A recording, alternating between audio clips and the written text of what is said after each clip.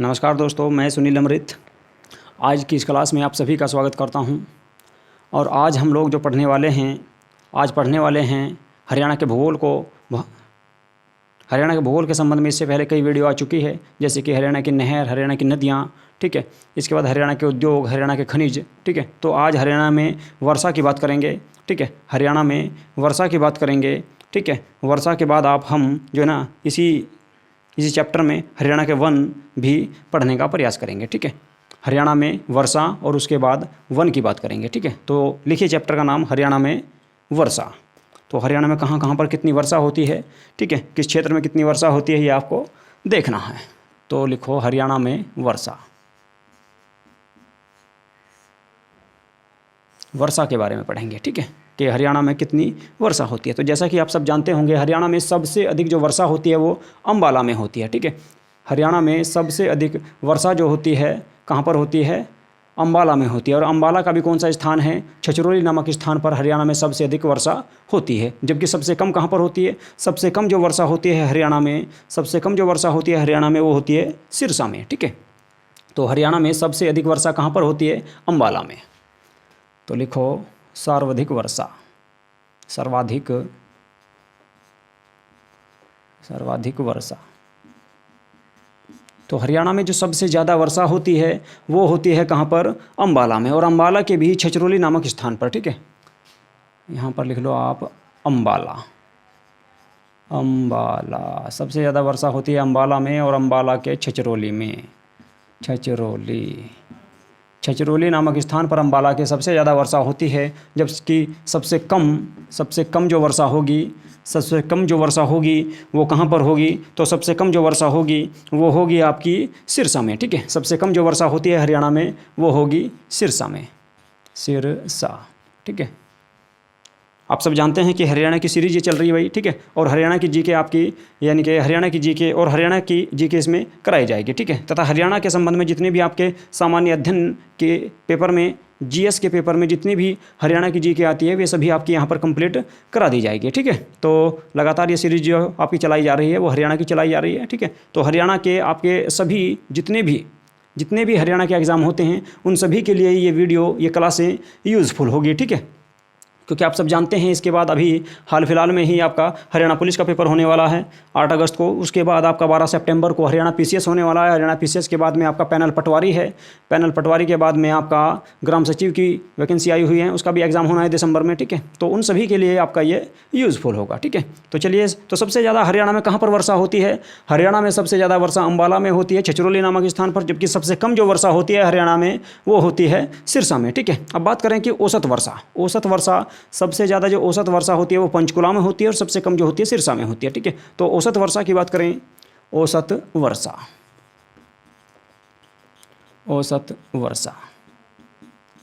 तो औसत वर्षा जो सबसे ज़्यादा होगी, ठीक है, सबसे ज़्यादा और सबसे कम, यही आपके क्वेश्चन पूछे जाते हैं। तो सबसे ज़्यादा कहाँ पर होगी? सबसे ज़्यादा जो औसत वर्षा होती है, पूरे साल का जो एवरेज होता है उसे औसत वर्षा कहते हैं। औसत वर्षा जो होगी सबसे ज़्यादा पंचकुला में होगी, पंचकुला, और सबसे कम होती है आपकी सिरसा में, ठीक है। जबकि अगर बात करें सर्वाधिक वर्षा की, ठीक है, तो सबसे ज़्यादा जो वर्षा होती है अम्बाला में होती है और सबसे कम होती है सिरसा में। लेकिन अगर औसत वर्षा की बात करें तो पंचकुला में सबसे ज़्यादा और सिरसा में सबसे कम होती है, ठीक है। चलिए, तो ये थे आपके वर्षा के संबंध में कुछ चीज़ें। इसके बाद और बात कर लेते हैं, जैसे कि आपका हरियाणा का ट्री मैन किसे कहा जाता है? हरियाणा का ट्री मैन देवेंद्र सुरा को कहा जाता है, जो सोनीपत के हैं, ठीक है, जो सोनीपत के हैं। और ये आपके चंडीगढ़ पुलिस में अधिकारी हैं, ठीक है। चंडीगढ़ पुलिस में हैं आपके, यानी कि चंडीगढ़ पुलिस में हैं आपके कौन? देवेंद्र सुरा, ठीक है, जिनको हरियाणा का ट्री मैन कहा जाता है। तो हरियाणा के ट्री मैन किसको कहा जाता है? तो ये कहा जाता है जी देवेंद्र सुरा को, ठीक है।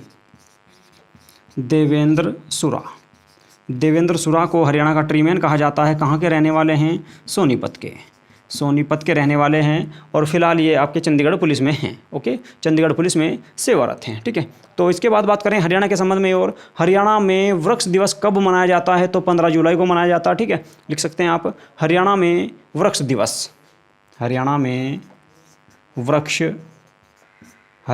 वृक्ष दिवस जो मनाया जाता है वो 15 जुलाई को मनाया जाता है। ठीक है, 15 जुलाई को मनाया जाता है। ओके, तो 15 जुलाई को हरियाणा में वृक्ष दिवस मनाया जाता है। ठीक है, बात कर लेते हैं कुछ और भी दिवस मनाए जाते हैं हरियाणा में। ठीक है, तो उनके बारे में लिख सकते हैं, आप नोट करके लिख सकते हैं। जैसे कि 15 जुलाई को तो वृक्ष दिवस हो गया आपका। ठीक है, लेकिन 23 सितंबर को शहीदी दिवस मनाया जाता है। शहीद तुलाराम की याद में शहीदी दिवस मनाया जाता है। कब? 23 सितंबर को। जबकि 25 सितंबर को आपका हरि सम्मान दिवस मनाया जाता है। ठीक है, या हरियाणा सम्मान दिवस मनाया जाता है। कब? 25 सितंबर को हरियाणा सम्मान दिवस मनाया जा सकता है। लिख सकते हैं आप लोग। ठीक है, लिखना चाहे तो लिखिए, आराम से बोल रहा हूँ मैं, हरियाणा के दिवस। ठीक है, तो 15 जुलाई को वृक्ष दिवस मनाया जाता है हरियाणा में, जबकि 23 सितंबर को शहीदी दिवस मनाया जाता है, जो शहीद तुलाराम की याद में मनाया जाता है। इसके बाद बात करें 25 सितंबर की, तो 25 सितंबर को हरियाणा सम्मान दिवस मनाया जाता है। 25 सितंबर को हरियाणा सम्मान दिवस मनाया जाता है। किसकी याद में? ये आपका किसका जन्मदिन है? तो देवीलाल का। ठीक है, देवीलाल के जन्मदिन पर आपका हरियाणा सम्मान दिवस मनाया जाता है 25 सितंबर को। इसके बाद बात करें 17 अगस्त की, तो 17 अगस्त को महिला पुलिस दिवस, हरियाणा में महिला पुलिस दिवस जो मनाया जाता है वो 17 अगस्त को मनाया जाता है। ठीक है, 17 अगस्त को मनाया जाता है। ठीक है, और इसके बाद बात करें मजदूर दिवस की, तो मजदूर दिवस विश्वकर्मा दिवस के दिन मनाया जाता है। ठीक है, हरियाणा में मजदूर दिवस विश्वकर्मा दिवस के दिन मनाया जाता है। हरियाणा में मजदूर दिवस विश्वकर्मा दिवस के दिन मनाया जाता है। ठीक है, तो ये थी आपकी वर्षा के संबंध में बातें। हरियाणा में सबसे ज़्यादा वर्षा अंबाला में होती है, सबसे कम सिरसा में होती है। औसत वर्षा में देखा जाए तो सबसे ज़्यादा पंचकुला में होती है और सबसे कम सिरसा में होती है। ठीक है, तो ये थे आपके वर्षा के संबंध में कुछ आपके फैक्ट हरियाणा के। इसके बाद बात करेंगे हरियाणा में वनों की। ठीक है, हरियाणा में वनों की बात करेंगे कि कहाँ कहाँ पर कितने वन पाए जाते हैं, किस में सबसे कम और किस में सबसे ज़्यादा पाए जाते हैं। ठीक है, यही आपके एग्जाम में पूछा जाता है कि हरियाणा में सबसे ज़्यादा वन किस ज़िले में और सबसे कम किस ज़िले में पाए जाते हैं। ठीक है, तो लिखो, हेडिंग लिखो आप, हरियाणा में वन। ओके, हरियाणा में वन कहाँ पर? हरियाणा में। बात हरियाणा की कर रहे हैं तो हरियाणा में वन। ओके, तो हरियाणा में वनों को पढ़ेंगे आज हम। ठीक है, अब वनों को पढ़ेंगे तो सबसे ज़्यादा वन, ठीक है, सबसे ज़्यादा वन कहाँ पर है हरियाणा में? ठीक है, तो देखो जहाँ पर सबसे ज़्यादा वर्षा का औसत होगा वहीं पर हरियाणा में सबसे ज़्यादा वन भी पाए जाएंगे। ठीक है, और क्षेत्रफल भी, वनों का क्षेत्रफल भी सबसे ज़्यादा वहीं पर होगा। और कौन सा था वो? अभी पीछे मैंने बताया आपको कि सबसे ज़्यादा औसत वर्षा होती है पंचकुला में। ठीक है, तो पंचकुला में सबसे ज़्यादा वन है प्रतिशत और संख्या की दृष्टि से भी। ठीक है, जबकि सबसे कम जो होंगे आपके फतेहाबाद में होंगे। फतेहाबाद के बाद पलवल और पानीपत का नंबर आता है। ठीक है, जबकि क्षेत्रफल में सबसे कम वन कहाँ पर है? तो पलवल में और पानीपत में है। ठीक है, सबसे ज़्यादा वन, तो लिखो आप, सबसे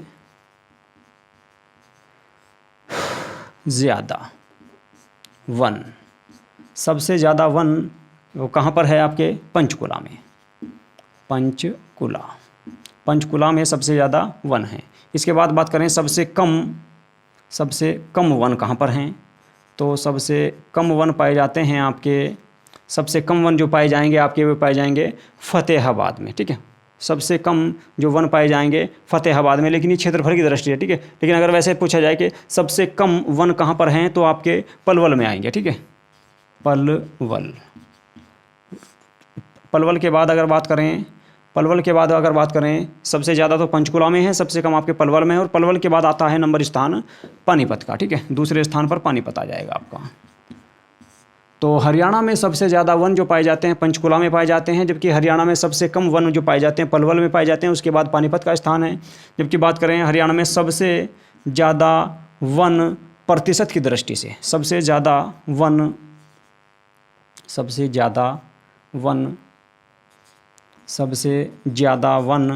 ठीक है, प्रतिशत की दृष्टि से, तो प्रतिशत की दृष्टि से भी पहले नंबर पर पंचकुला ही है, पंचकुला। हरियाणा में सबसे ज़्यादा वन जो पाए जाते हैं पंचकुला में पाए जाते हैं, जबकि प्रतिशत की दृष्टि से भी पंचकुला में ही ज़्यादा हैं। ठीक है, अब बात करें हरियाणा में सबसे कम वन प्रतिशत की दृष्टि से, तो सबसे कम जो प्रतिशत की दृष्टि से पाए जाएंगे वे पाए जाएंगे फतेहाबाद में, फतेहाबाद। ठीक है, तो फतेहाबाद में सबसे कम वन पाए जाते हैं प्रतिशत की दृष्टि से, जबकि क्षेत्रफल की दृष्टि से अगर देखें तो पलवल में सबसे कम है। ठीक है, क्षेत्रफल की दृष्टि से सबसे कम आपके कहाँ पर आएंगे, पलवल में, लेकिन प्रतिशत की दृष्टि से सबसे कम जो वन होंगे हरियाणा में वे फतेहाबाद में हैं। फतेहाबाद के बाद पलवल और पानीपत का स्थान आता है। ठीक है, जबकि सबसे ज़्यादा वन, ठीक है, संख्या में भी, क्षेत्रफल में भी और प्रतिशत में भी तो आपके पंचकुला के ही होंगे। ठीक है, इसके बाद अब बात कर लेते हैं हरियाणा के कुछ वनों के बारे में, कौन कौन से वन यहाँ पर पाए जाते हैं उसके बारे में बात करेंगे। ठीक है भाई, हरियाणा में कौन कौन से वन पाए जाते हैं और कहाँ कहाँ पे ज़्यादा पाए जाएंगे, ये उनके बारे में थोड़ी सी बात कर लेते हैं। पूछ लिया जाता है कई बार, तो वृक्ष कौन कौन से पाए जाते हैं यहाँ पर, या वन या पेड़ कौन कौन से पाए जाते हैं, तो जैसे कि साल, ताड़, चीड़ है। ठीक है, ये वृक्ष जो हैं आपके यहाँ पर पाए जाते हैं, जैसे कि साल, ताड़, चीड़। ठीक है, साल, ताड़, चीड़। ठीक है, इनके जो वृक्ष हैं ये कीमती बहुमूल्य वृक्ष हैं। साल, ताड़, चीड़ के वृक्ष जो पाए जाते हैं सबसे ज़्यादा कहाँ पर पाए जाएंगे। ठीक है, देखिए ये जो सबसे ज़्यादा पाए जाएंगे ये पाए जाते हैं आपके जो कीमती वृक्ष हैं। ठीक है, साल का हुआ, आपका ताड़ का हुआ, चीड़ का हुआ, ये सबसे ज़्यादा जो पाए जाते हैं यमुनानगर में पाए जाते हैं, हरियाणा के यमुनानगर में पाए जाते हैं। इसके बाद यमुनानगर के बाद आपका अंबाला और पंचकुला का स्थान आता है। ठीक है, जो एक कीमती वृक्ष हैं सबसे ज़्यादा यमुनानगर में पाए जाते हैं, यमुनानगर में पाए जाते हैं। इसके बाद बात करें यमुनानगर के बाद अगर बात करें तो अंबाला है, अंबाला के बाद में पंचकुला है। ठीक है, अंबाला है, अंबाला के बाद पंचकुला है। वैसे सबसे ज़्यादा यही पूछा जाएगा कि साल के वृक्ष सबसे ज़्यादा कहाँ पे पाए जाते हैं, ताड़ के वृक्ष कहाँ पे पाए जाते हैं, चीड़ के, तो आपके यमुनानगर में पाए जाते हैं। अगर यमुनानगर में ऑप्शन में आपका यमुनानगर नहीं है तो अंबाला या पंचकुला भी आपका कोई सा होगा तो उसको भी लगा सकते हैं। ठीक है, यमुनानगर के बाद अंबाला है, अंबाला के बाद पंचकुला है आपका। ठीक है, इसके बाद बात करें महेंद्रगढ़, दादरी, भिवानी, गुरुग्राम। ठीक है, तो इनमें भी वृक्षों की संख्या ठीक ठाक पाई जाती है। क्यों? क्योंकि ये अरावली पर्वत श्रृंखला वाला क्षेत्र है। ठीक है, महेंद्रगढ़, दादरी, भिवानी, गुरुग्राम में आपका क्या है कि यहाँ पर ये क्षेत्र जो है आपका अरावली पर्वत वाला क्षेत्र है और इसमें ड्रोन के द्वारा बीजों का छिड़काव किया गया है वर्तमान में, हाल फिलहाल में ही। ठीक है, महेंद्रगढ़, दादरी, भिवानी, गुरुग्राम में ड्रोन के द्वारा, ठीक है ना, आपने देखा हुआ उड़ने वाला जो ड्रोन होता है। ठीक है, या ये कह सकते हैं प्लेन के द्वारा, ठीक है, प्लेन के द्वारा बीजों का छिड़काव किया गया है ताकि उन क्षेत्रों में भी वृक्ष हो सके। ठीक है, कौन कौन से क्षेत्रों में, तो आपका क्वेश्चन आ सकता है कि ड्रोन के द्वारा किन क्षेत्रों में बीजों का छिड़काव किया गया है, तो आप कह सकते हैं अरावली पर्वत श्रृंखला वाले जो क्षेत्र हैं या अरावली पर्वत वाले क्षेत्र में छिड़काव किया गया है। जिले कौन कौन से आएंगे, महेंद्रगढ़, भिवानी, दादरी, गुरुग्राम। ठीक है, महेंद्रगढ़, दादरी, भिवानी, गुरुग्राम जिले इसमें आते हैं जिनमें ड्रोन के द्वारा बीजों का छिड़काव किया गया है। ठीक है, तो ये थे आपके दोस्तों आज के जो है ना वन हो गए, आपके वर्षा हो गई हरियाणा में। इसके बाद बात कर लेते हैं हरियाणा में कुछ पहाड़ियों की है। ठीक है, कुछ पहाड़ियाँ हैं तो पहाड़ियों के बारे में बात करेंगे। इसको मैं साफ कर देता हूँ, एक बार उतारना चाहो तो उतार सकते हैं जल्दी से। हरियाणा में ड्रोन के द्वारा जो बीजों का जो छिड़काव किया गया है वो अरावली वाले क्षेत्र में किया गया है, जो आपका कहाँ पे पड़ता है, दादरी, महेंद्रगढ़, भिवानी, गुरुग्राम वाला क्षेत्र पड़ता है। ठीक है, और कह सकते हैं आप कि हरियाणा का कौन सा क्षेत्र आएगा, हरियाणा का कह सकते हैं उसको पश्चिमी दक्षिणी क्षेत्र। ठीक है, पश्चिमी दक्षिणी क्षेत्र में आपके ये ज़िले हैं और वहीं पर आपका ड्रोन के द्वारा बीजों का छिड़काव किया गया है। ठीक है, इसके बाद बात करें हरियाणा में पहाड़ी की, कौन कौन सी पहाड़ी पाई जाती है, कहाँ कहाँ पे पहाड़ी पाई जाती हैं, उनके बारे में भी थोड़ा सा यहीं पे पढ़ लेते हैं। ठीक है, इसी क्लास में आपका हरियाणा की पहाड़ी भी पढ़ लेते हैं, हरियाणा की पहाड़ी या पर्वत के बारे में भी पढ़ लेते हैं। ठीक है, पर्वत या पहाड़ी, देखिए पर्वत के बारे में तो आप सब जानते ही होंगे, अरावली पर्वत हिमालय जो ना, अरावली पर्वत आपका हरियाणा में जो विस्तार है आपका अरावली पर्वत का है, ठीक है, अरावली पर्वत का ही हरियाणा में विस्तार है। लेकिन इसमें कुछ आपके शिवालिक, ठीक है, कुछ शिवालिक पहाड़ी भी शामिल हैं। हिमालय का भी कुछ क्षेत्र हरियाणा में पड़ता है, वो कौन कौन सा है या कौन कौन से जिलों में आएगा उसके बारे में आपको मैं बता देता हूँ या लिख देता हूँ। तो हेडिंग लिखो शिवालिक पहाड़ी, ठीक है, या शिवालिक पहाड़ी का क्षेत्र। हेडिंग लिखो शिवालिक पहाड़ी का क्षेत्र या शिवालिक पर्वत का क्षेत्र। शिवालिक पहाड़ी। तो हरियाणा में शिवालिक पहाड़ी कौन कौन से ज़िलों में आएगी ये मैं आपको बता दूं। जो हरियाणा के उत्तरी ज़िले हैं, ठीक है, और यहाँ पर जो ठीक है, हरियाणा के जो उत्तरी ज़िले हैं जैसे कि पंचकुला, अंबाला, यमुनानगर, इनमें आपकी पाई जाती है। पंचकुला, अंबाला, यमुनानगर। तो ये 3 आपके ज़िले हैं जिनमें शिवालिक की पहाड़ियाँ पाई जाती हैं, जो हरियाणा के उत्तरी ज़िले हैं, ठीक है। तो इनमें आपकी क्या है कि शिवालिक पहाड़ियाँ पाई जाती हैं। और इस यहाँ पर ऊंचाई जो है शिवालिक पहाड़ियों की जो ऊंचाई है 900 से 2300 मीटर के बीच है, ठीक है। 900 से शिवालिक पहाड़ियों की जो ऊंचाई है यहाँ पर 900 मीटर से लेकर 2300 मीटर के बीच है, 2300 मीटर के बीच है। जबकि बात करें औसत ऊंचाई की तो औसत ऊंचाई इसकी 700 से 900 के बीच आपकी मिलती है। यहाँ पर कितने के 700 से 900 मीटर के बीच इसकी औसत ऊंचाई मिलती है शिवालिक पहाड़ियों की हरियाणा में। हरियाणा के कौन कौन से ज़िले हैं? पंचकुला है, ठीक है, यमुनानगर है, अंबाला है। 3 ज़िलों में शिवालिक पहाड़ियाँ देखने को मिलती हैं, ठीक है। अब बात करें कि हरियाणा में शिवालिक पहाड़ियों का क्षेत्र कितना है, या बात करें कि सबसे ऊंची चोटी कौन सी है, ठीक है। सबसे ऊंची चोटी जो है शिवालिक पहाड़ियों के अंतर्गत हरियाणा में जो आएगी करोहो है, ठीक है, करोहो नामक स्थान पर है। और वो आपकी सबसे जो ऊंची चोटी है करोहो चोटी, ठीक है, सबसे ऊंची चोटी करोहो चोटी है। बात करें सबसे ऊंची चोटी, सबसे ऊंची चोटी है आपकी करोहो, ठीक है। इसकी ऊंचाई कितनी है? तो इसकी ऊंचाई 1514 मीटर है, 1514 मीटर है, जो हरियाणा के उत्तरी भागों में सबसे ऊंची चोटी है, ठीक है। 1514 मीटर इसकी ऊंचाई है, जो आपकी करोहो के नाम से जानी जाती है, करोहो चोटी के नाम से जानी जाती है, जो शिवालिक पहाड़ियों के अंतर्गत ही आती है, ठीक है। हरियाणा की सबसे ऊंची चोटी आपकी करोहो चोटी है। अगर बात करें कि सबसे ऊंची चोटी हरियाणा की कौन सी है, अरावली और आपकी शिवालिक दोनों को मिलाकर तो सबसे ऊंची चोटी करोहो चोटी आएगी, जिसकी ऊंचाई 1514 मीटर है, ठीक है। इसके बाद हरियाणा में पहाड़ी क्षेत्र की बात करें कि हरियाणा में कुल पहाड़ी क्षेत्र कितना है। हरियाणा में पहाड़ी क्षेत्र जो है आपका 1.67% पर शिवालिक पहाड़ियाँ हैं आपकी। हरियाणा का जितना भी कुल क्षेत्रफल है, हरियाणा के कुल क्षेत्रफल का तो बात करें हरियाणा में पहाड़ी क्षेत्रफल तो हरियाणा में जितना भी कुल क्षेत्रफल है हरियाणा का, उसका 1.67% शिवालिक पहाड़ियाँ हैं, ठीक है। कितना है? 1.67% शिवालिक पहाड़ी। हरियाणा के कुल क्षेत्रफल का 1.67% शिवालिक पहाड़ियाँ हैं, ठीक है।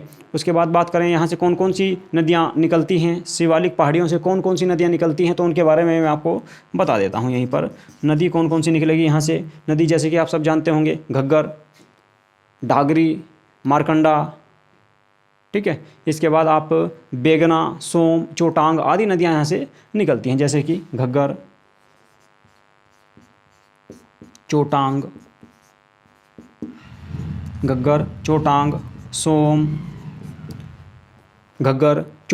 सोम, मारकंडा, ढांगरी,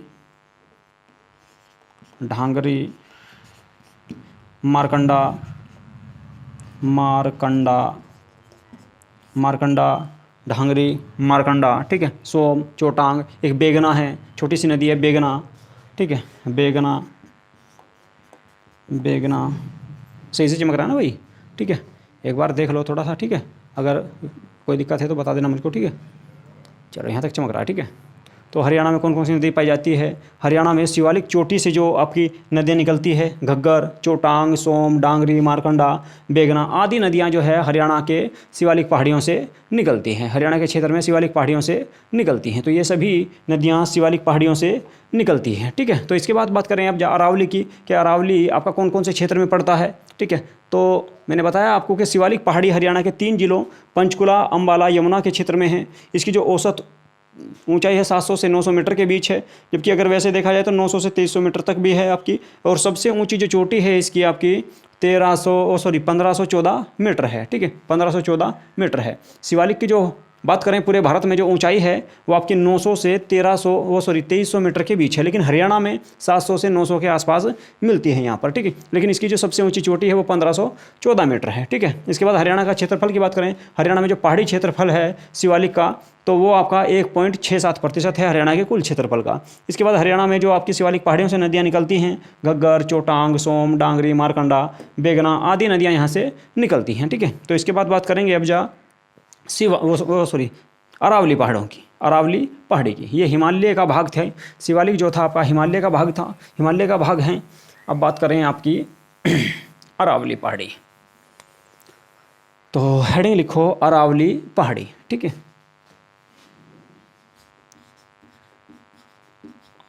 हरियाणा में अरावली पर्वत है, तो अरावली पहाड़ी की बात करेंगे कि कौन कौन सी पहाड़ियाँ हैं, अरावली की कौन कौन सी पहाड़ियाँ हैं, यहाँ पर कौन कौन सी पहाड़ियाँ पाई जाती हैं। जैसे कि आप सब जानते होंगे भिवानी ज़िला है, दादरी ज़िला है, महेंद्रगढ़ है, रेवाड़ी है, नूहू है, इन सभी में अरावली की पहाड़ियाँ पाई जाती हैं, ठीक है। तो बात करें जैसे कि भिवानी में कौन कौन सी पहाड़ी हैं,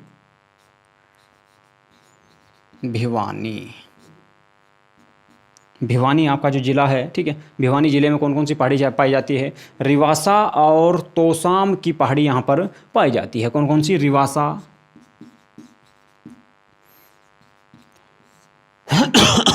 रिवासा व तोसाम,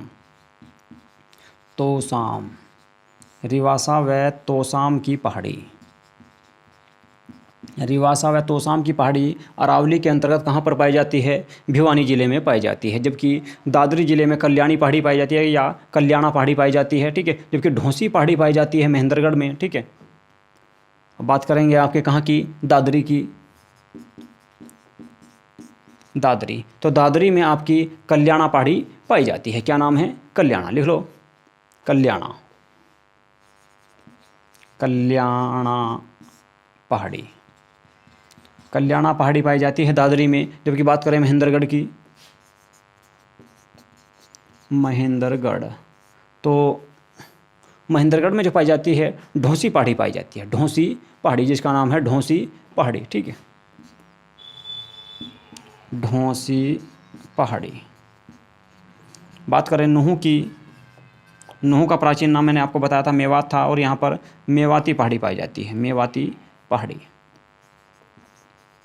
मेवाती पहाड़ी, मेवाती पहाड़ी पाई जाती है आपकी नूहू में, ठीक है, नूहू में पाई जाती है, जो हरियाणा का दिल्ली के आसपास वाला क्षेत्र है, ठीक है, हरियाणा का, ठीक है। तो नूहू में पाई जाती है। नूहू में कौन सी पाई जाती है? मेवाती पहाड़ी पाई जाती है, ठीक है। अब बात करें कि हरियाणा में कुल क्षेत्रफल, हरियाणा में अरावली का कुल क्षेत्रफल कितना है? तो ये हरियाणा में अरावली के हैं आपके कौन कौन से? भिवानी है, भिवानी में आपका रिवासा तोसाम पहाड़ी पाई जाती है, दादरी में कल्याणा पहाड़ी पाई जाती है, महेंद्रगढ़ में ढोंसी पहाड़ी पाई जाती है, नूहू में मेवाती पहाड़ी पाई जाती है, ठीक है। इसके बाद बात करें कि हरियाणा में कुल क्षेत्रफल है, यानी कि हरियाणा के कुल क्षेत्रफल का अरावली पहाड़ियों का क्षेत्रफल कितना है, ठीक है। तो देखिए अरावली पहाड़ी का क्षेत्रफल, अरावली का क्षेत्रफल, अरावली पर्वत का जो हरियाणा में क्षेत्रफल है वो हरियाणा के कुल क्षेत्रफल का 3.09% है। याद रखना भाई, एग्जाम में आ जाता है 3.09% हरियाणा में अरावली पहाड़ियों का या अरावली पर्वत का क्षेत्र है, ठीक है। हरियाणा में, ठीक है, हरियाणा में अरावली पहाड़ी का जो कुल क्षेत्रफल है वो आपका कहाँ तक है? तो वो आपका है कुल क्षेत्रफल का जो प्रतिशत है आपका 3.09% है। हरियाणा में अरावली का जो क्षेत्रफल पाया जाता है वो हरियाणा के कुल क्षेत्रफल का 3.09% पाया जाता है, ठीक है। इसके बाद और बात करें हरियाणा में पहाड़ियों को ही लेकर, तो आपका एक तो शिवालिक का क्षेत्र पाया जाता है, दूसरा आपका अरावली का क्षेत्र पाया जाता है। इसके बाद घग्गर हकरा व यमुना के बीच का मैदान भी यहीं पर स्थित है, ठीक है। और उसको कह सकते हैं घग्गर हकरा व यमुना के बीच का मैदान। इसके बाद रेतीला व मरुस्थलीय भाग भी यहीं पर आपका स्थित है, ठीक है। तो यहाँ पे लिख देता हूँ मैं आपका, इसके बाद लिख लो आपका घग्गर हकरा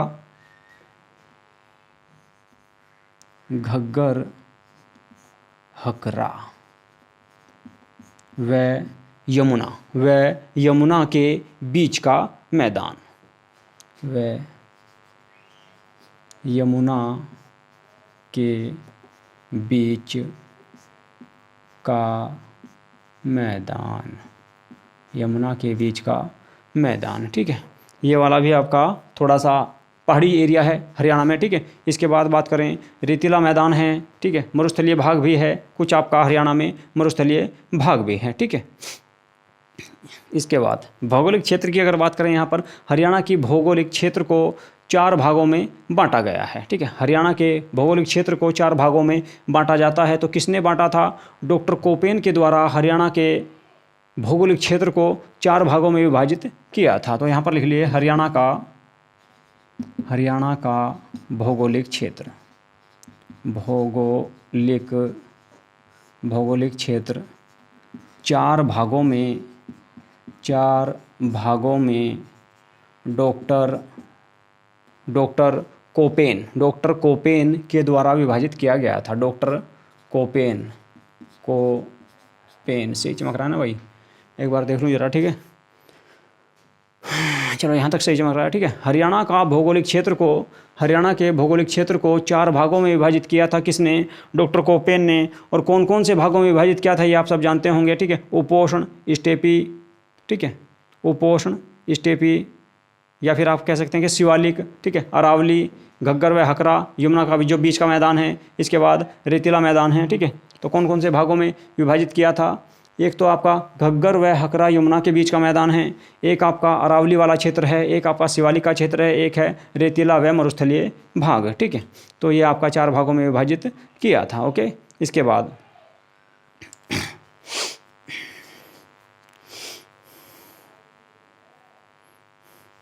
बात करेंगे हरियाणा में एक मिनट रुक जाओ भाई, थोड़ा सा चेक कर लो मैं। चलिए, अच्छा भाई एक बार थोड़ी सी गलती हो गई, ठीक है। इसको मैं सही कर देता हूँ। हरियाणा का जो भौगोलिक, ठीक है, हरियाणा के भौगोलिक क्षेत्रफल को डॉक्टर कोपेन ने 4 भागों में नहीं बल्कि 2 भागों में बांटा है, ठीक है। 2 भागों में बांटा है। तो कौन कौन सा? एक है उपोष्ण और दूसरा है स्टेपी, ठीक है।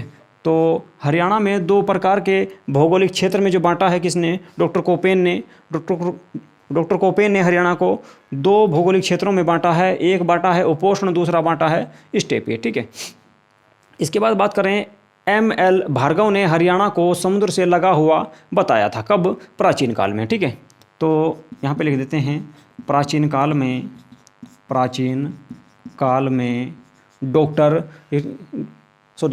नाम था इनका M.L.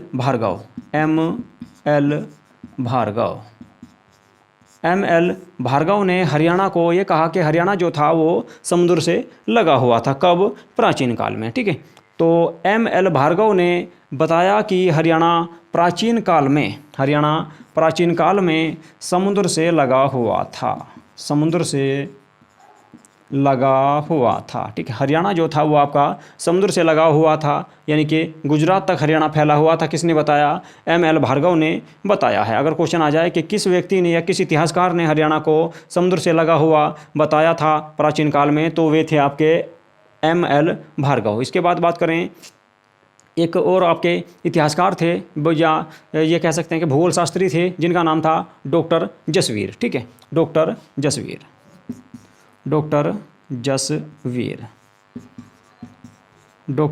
जसवीर थे भूगोलवेता, ठीक है। तो इन्होंने हरियाणा की मिट्टी को 8 भागों में विभाजित किया है। इन्होंने हरियाणा की मिट्टी को 8 भागों में विभाजित किया था, ठीक है। इन्होंने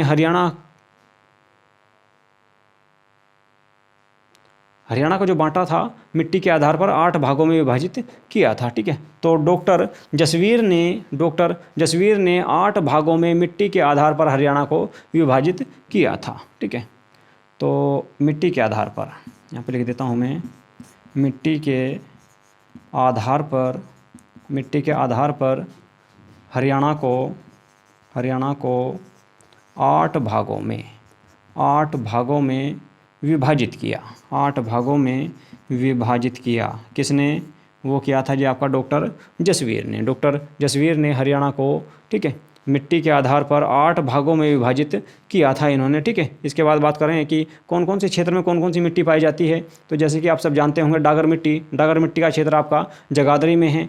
बेट मिट्टी का आपका मारकांडा और डांगरी के क्षेत्र को कहा जाता है बेट मिट्टी, ठीक है। इसके बाद नाली या नली घग्गर के क्षेत्र में पाई जाती है, ठीक है। इसके बाद अनकाई दलदल का जो क्षेत्र है वो आपका सिरसा का दक्षिणी क्षेत्र है। और लाल चेस्टनेट मिट्टी जो पाई जाती है वो आपकी यमुनानगर में पाई जाती है। जबकि बात करें भारी दोमड़ मिट्टी की तो मेवात और पलवल में पाई जाती है, ठीक है। इधर मैं आपको लिख देता हूँ इसको साफ करके। तो लिखना चाहूँ तो लिख सकते हैं सबसे पहले डागर मिट्टी का क्षेत्र, डागर मिट्टी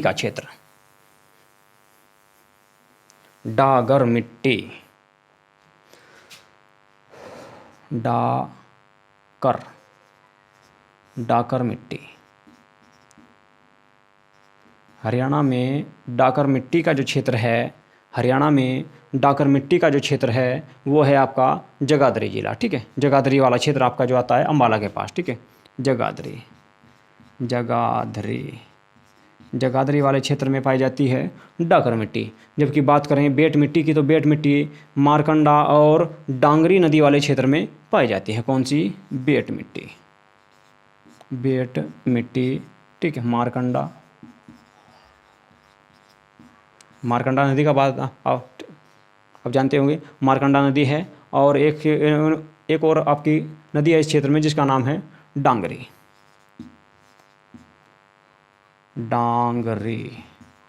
डांगरी व मारकंडा का जो क्षेत्र है इस क्षेत्र में आपकी जो मिट्टी पाई जाती है उसका नाम है बेट मिट्टी, ठीक है। इसके बाद बात करें हरियाणा में नाली पाई जाती है, नाली या नली कह देते हैं उनको, तो वो घग्गर के क्षेत्र में है, ठीक है। नाली या नली घग्गर के क्षेत्र में पाई जाती है। नाली या उसी को नली भी कह देते हैं। ये आपका घग्गर नदी जो है हरियाणा की दूसरी सबसे बड़ी नदी, ठीक है। तो इसके क्षेत्र में जो है मिट्टी की जो नदियों का जो क्षेत्र है, ठीक है, जहाँ से पानी बहता है उसको नाली या नली कहते हैं, ठीक है। जबकि अब और बात करें हरियाणा में अनकाई दलदल, ठीक है। अनकाई जो दलदल वाला क्षेत्र है वो सिरसा का दक्षिणी क्षेत्र है। अनकाई दल ये आपका सिरसा का दक्षिणी क्षेत्र है। ठीक है। सिरसा का दक्षिणी क्षेत्र है जो आपका जिसको बोला जाता है अनकाई, ठीक है। अनकाई दलदल वाला क्षेत्र बोला जाता है। इसके बाद लाल चेस्टनेट की बात करें, लाल चेस्टनेट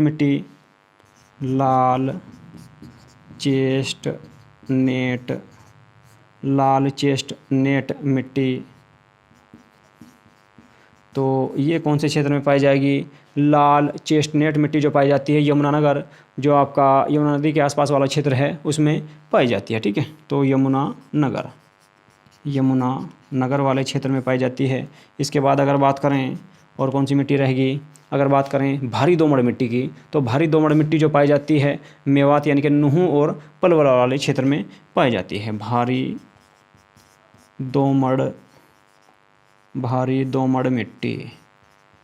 भारी दोमड़ मिट्टी पाई जाएगी जी आपकी नूहू यानी कि पलवल और मेवात, नूहू या मेवात एक ही है आपका, ठीक है। इसके बाद बात करें पलवल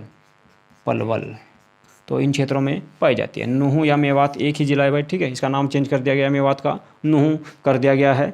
और पलवल के क्षेत्र में आपकी भारी दोमड़ मिट्टी जो है पाई जाती है, ठीक है। भारी दोमड़ मिट्टी पाई जाती है। इसके बाद मरुस्थली क्षेत्र की बात करें, अगर मरुस्थली क्षेत्र जो है आपका कहाँ पर है, इसको मैं लिख देता हूँ अभी इसको साफ करके, ठीक है।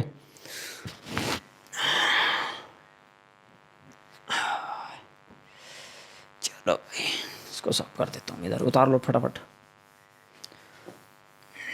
साथ साथ अपने नोट्स बनाते रहा करो भाई। हरियाणा जीके में जितने भी क्वेश्चन आएंगे तुम्हारे सारे क्वेश्चन यहीं से लगने वाले हैं, ठीक है। लगभग सारे क्वेश्चन आपके यहीं से लगने वाले हैं हरियाणा जी के, ठीक है। इसके बाद बात करें मरुस्थल क्षेत्र की, तो मरुस्थलीय क्षेत्र बालू के टीलों के बीच में वर्षा होती है, ठीक है। और वहाँ पर जो पानी भर जाता है तो ठीक है, उसे चिपचिपी झील या स्थानीय भाषा में बावड़ी या डूंड कहते हैं, ठीक है।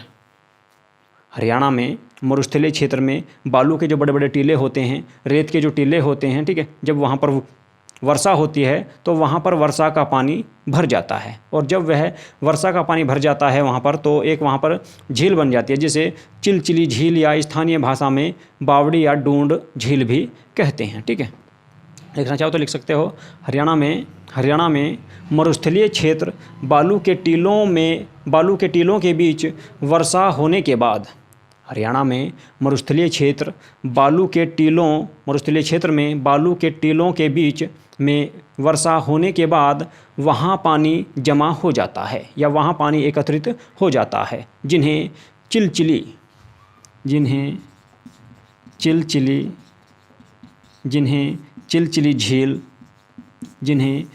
झील या हरियाणा की स्थानीय भाषा में बावड़ी या डूंड कहते हैं। बावड़ी या डूंड कहते हैं, ठीक है। और ये क्षेत्र पड़ता है आपका नारनौल के आसपास, ठीक है। नारनौल के आसपास ये क्षेत्र पड़ता है, ठीक है। तो इसी कारण बावड़ियों का शहर जो कहा जाता है, बावड़ियों का जो शहर कहा जाता है वो किसको कहा जाता है? नारनौल को। नारनौल को बावड़ियों का शहर कहा जाता है। नारनौल को बावड़ियों का शहर कहा जाता है, ठीक है। नारनौल को बावड़ियों का शहर कहा जाता है। जबकि बात करें जानीचौर की बावड़ी, तो जानीचौर की बावड़ी माध्य में है, ठीक है। जानीचौर की बावड़ी माध्य में है भाई, ठीक है। माध्य में है जानीचौर की बावड़ी, ठीक है। तो नारनौल को बावड़ियों का शहर भी कहा जाता है, ठीक है। क्योंकि जब रेत के बड़े बड़े टीले होते हैं हरियाणा में जो क्षेत्र में, उन क्षेत्रों के बीच जब वर्षा होती है तो वर्षा का जमा जल एकत्रित हो जाता है, जो चिपचिपा बन जाता है, उसी को आपका चिलचिली झील कहते हैं, या उसी को स्थानीय भाषा में हरियाणा की बावड़ी या डूंड कहा जाता है। और आपका बावड़ियों का शहर जो कहा जाता है नारनौल को कहा जाता है। ये क्षेत्र आपका नारनौल के आसपास का क्षेत्र है, ठीक है। तो ये थे आपके आज का जो चैप्टर था। इसमें हमने क्या क्या पढ़ा है? वर्षा पढ़ी है, ठीक है। वन पढ़े हैं, वर्षा पढ़ी हैं, वन पढ़े हैं, वनों के बाद आपका पर्वत या पहाड़ियाँ पढ़ी हैं हरियाणा के, ठीक है। तो आज की क्लास को यहीं पे समाप्त करते हैं। ये आपकी लगभग आपके जो वर्षा, वन और पहाड़ियों से जो क्वेश्चन आएंगे, यहीं से आपके क्वेश्चन आते हैं, ठीक है। तो आज की क्लास आपको कैसी लगी इसके बारे में अपने कमेंट ज़रूर लिखें, ठीक है। और अगर किसी बच्चे को कोई भी डाउट है, कोई चीज़ समझ में नहीं आ रही है या कोई टॉपिक समझ में नहीं आया है, ठीक है, तो वो कमेंट बॉक्स में लिख सकता है। उसके संबंध में मैं आपका एक अलग से वीडियो बना दूंगा डाउट क्लास के संबंध में, ठीक है। आपका उसमें सारे डाउट क्लियर कर दिए जाएंगे, या आपको कमेंट बॉक्स में ही उसका मैं आपको डाउट क्लियर कर दूंगा। या फिर अगर आप लोग जिसके पास मेरा नंबर नहीं है वे व्हाट्सअप भी कर सकते हैं। व्हाट्सअप नंबर है आपका 7669034302, ठीक है। और भाई जिन बच्चों ने चैनल को सब्सक्राइब नहीं किया है वे चैनल को ज़रूर सब्सक्राइब कर लें, ठीक है। क्योंकि अभी तक आप सब जानते हैं हमारे चैनल में जो है ना सब्सक्राइबर बहुत कम हैं, ठीक है। तो फटाफट जल्दी से आप हरियाणा जीके करते रहें, और आपको यहाँ पर हरियाणा की कंप्लीट जीके कराई जाएगी। बाकी अदर जो क्लासें हैं आपकी जीएस की, वे भी यहाँ पर चलती रहती है। और आप सब जानते हैं हर रोज़ शाम को 8:30 बजे, ठीक है, हर रोज़ शाम को 8:30 बजे UPSSC पैट का जो एग्ज़ाम होना है 20 अगस्त को, उसके संबंध में टेस्ट सीरीज भी चल रही है। आप लोग उसे देना चाहें तो उसमें भी आप आ सकते हैं, ठीक है। चलिए, तो आज की क्लास को यहीं पे समाप्त करते हैं। अगली जो क्लास आएगी आपकी, अगली क्लास के संबंध में, यानी कि भारत जो हरियाणा के पशुपालन है और डेयरी, ठीक है, उनके संबंध में आएगी। हरियाणा के पशुपालन व हरियाणा में डेयरी के संबंध में अगली क्लास होगी आपकी, ठीक है। नमस्कार।